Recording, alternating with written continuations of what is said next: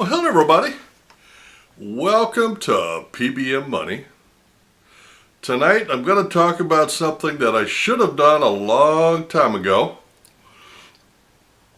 but I haven't. Tonight we're going to talk about some of the big lessons I have learned in real estate over the years. And for those of you that don't know, I have been in and out of the real estate investing business for a little over 40 years. I bought my first house when I was 21 on a contract for deed, and I am now 62. The first time I went all in, and through circumstances had to get out. Second time I just kind of dabbled my foot in it because I really didn't want to do it. And this time I still don't want to do it, but I know that I am being watched over. So comparing now to before, I have learned a lot of things, and I want to share those in a condensed version. And I think at some point in the future I may break these down and do like a video for each one, but tonight I just want to hit the high spots and let you know how much things have changed and how you can improve your real estate investing experience. Now, one of the first things I learned was let the pros be the pros. Back in the day, I'd find the property, I'd go talk to the seller, I'd negotiate the deal, I'd go to the bank, I'd shop bank rates, I filled out the paperwork, I did most of the closing work, I did the renovations, I did everything. Mainly out of necessity because I was broke. This time around, I have decided to let the pros be the pros. I have a realtor, and I pay him very, very well, but he finds me exactly what I need, at the price I need, and he negotiates the details for me. He also acts as my person that rents my properties. One of my major downfalls is being able to judge people. I do that terribly, and being in the business that he's in, he's very good at it. He has found me 2 tenants, and they are both outstanding. Let the pros be the pros. Number 2, do not be underfunded. It would be better for you to buy one property every 5 years and be able to afford it than to buy one property a year and be stretched on cash flow all the time. Because things happen.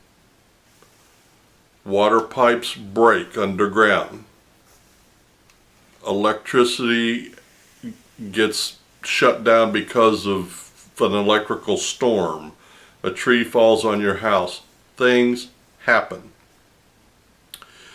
And in the normal course of business, you're going to need several $1,000s just to get back up and running when the renter moves out, and that's assuming no major damage. I mean, you're going to have to do paint, cleaning, either clean the carpets or replace them, and some of that I do hire, like cleaning the place up. I hire that done, simply because I don't have the time.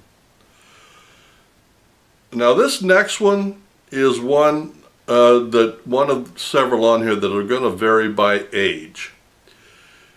If I were 20 years old, I would put as little down as possible because right now money is basically free, and I would use it for as long as I could. So if I were buying now, I would buy a VA or FHA loan for as much money as the bank would loan me, unless I wanted to do multiple properties. And I would go at it that way and just stretch it out. Being older, I feel like the more I put down, the quicker I can pay it off. Why do I want to pay it off quicker if the money's free? Because having equity in a property is not what's important as you get older. Having the income from the property is what's more important. And if it's paid off, you have more income coming in. As you get older, your needs change, your situation changes, so the amount of money that you put down should also change to reflect that. The next one is, number 4, taxes and insurance escrowed.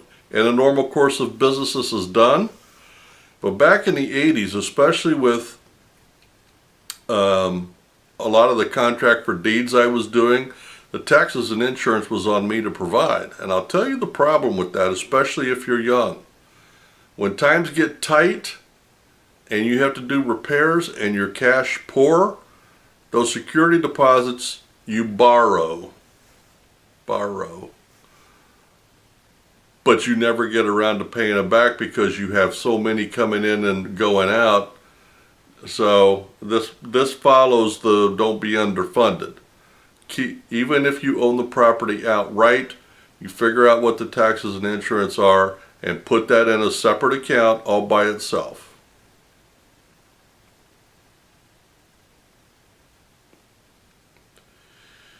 Now, this is another lesson I learned.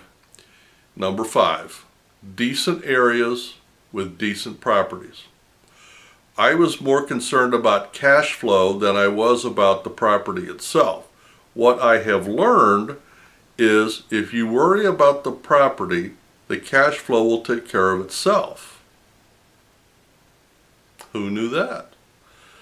Probably everybody but me. But don't go to nice areas and rent because it won't cash flow. Don't go to dumpy areas looking for cash flow because the properties need a lot of work. That's why they're dumpy.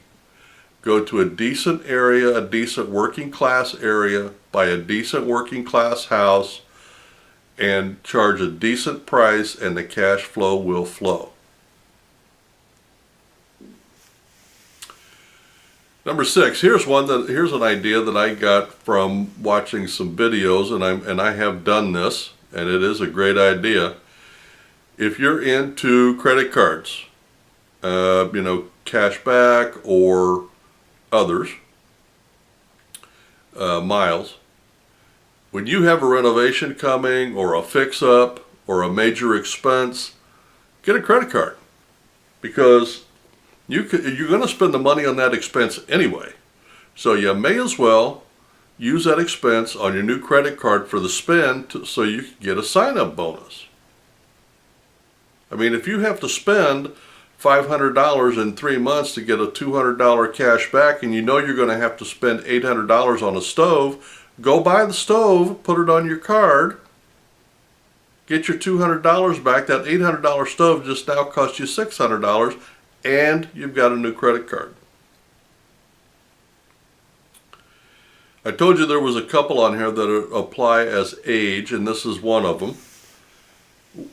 Should I pay off my property, and if so, when? If you're young, I see no reason to, unless you're trying to make room in your income to debt ratio to move up in property. Then you should work on paying them off. You should, if you're young, you should use the free money that you're getting on those loans for as long as you possibly can, assuming they're cash flowing. As you get older, it becomes more important that you pay those off so that the cash flow now becomes part of your income and not just part of your investment. Which, by the way, if your properties are cash flowing and you do not need them to live on when you're young, always put them back into the properties, either physically or in a bank account, because you will need that money eventually. So always keep it there. Don't try to take out a little bit here and a little bit there, because you'll nickel and dime yourself to death. One of the fallacies that I have found in buying real estate is your credit report. If you listen to the credit guys on YouTube, they want you to worry about how much credit you're using, how new your credit line is, and all of that. They don't care about that. They want to know what your credit score is. And I've had bankers tell me that. We don't care about your utilization unless it's at 100%. We don't care about how new it is unless you got all of your cards in the last year.